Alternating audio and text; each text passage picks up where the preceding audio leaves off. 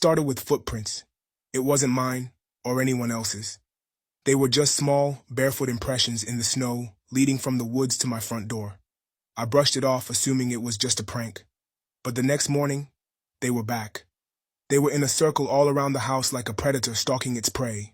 On the third night, I woke up to the sound of crunching snow. Outside my bedroom window, then I saw it. A snowman. It was perfectly built, standing in my yard.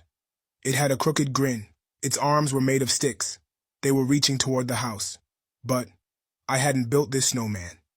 Each night it moved closer. The fourth night, it was on the porch. Its face pressed against the window pane. Its eyes were made of coal that seemed to shift in the moonlight. By the fifth night, it was inside. I found wet footprints leading up the stairs, melting into the carpet. The air in my bedroom was icy, even though the window was shut. That's when I saw it. No longer in the corner of my room, but now it was in the mirror. The snowman. He stood there, smiling at me.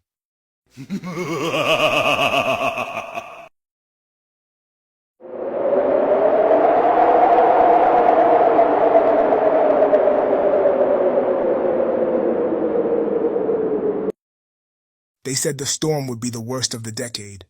I lit the fire, locked the doors, and braced for the howling winds. But the storm brought more than snow. It brought voices. At first, I thought it was the wind swirling through the trees. Then, I heard my name. Come outside, The voice demanded.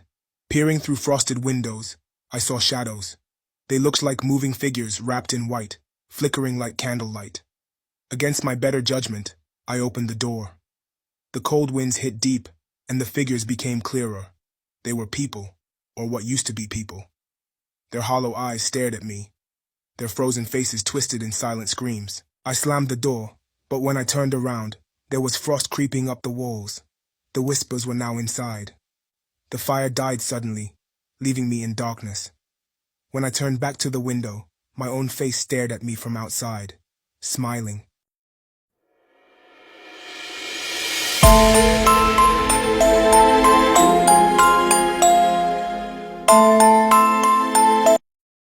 Lost in the snowstorm, I stumbled onto a cabin.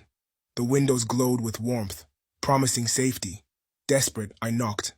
The door creaked open. An old man greeted me with a kind smile.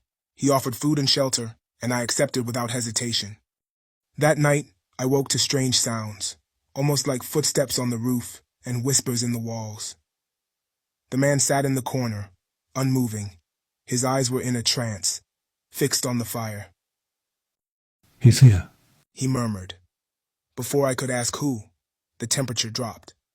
A shadow darker than the night slid from out of the fireplace, stretching toward me. I jumped up and ran, tripping into the snow. Behind me, the cabin's lights dimmed, and the old man's voice echoed in the storm. You can't escape. He always finds you.